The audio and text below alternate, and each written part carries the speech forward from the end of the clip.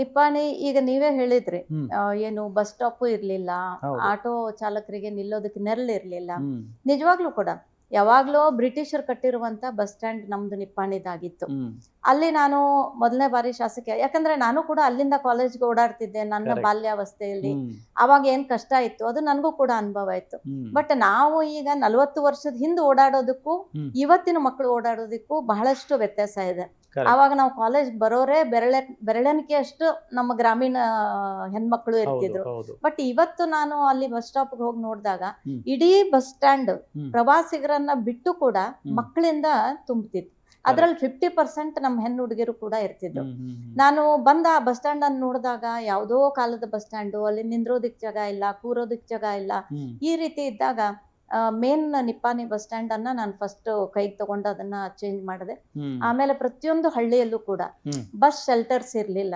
ಹ್ಮ್ ಎಲ್ಲೇ ಯಾರೇ ಹೋಗ್ಬೇಕು ಅಂತಂದ್ರೆ ನಿಂತ್ಕೊಳ್ಳೋದಕ್ಕೆ ಒಂದು ಮರ ಕೂಡ ಹೌದು ಆಸರೆಯಾಗಿರ್ಲಿಲ್ಲ. ಹೌದು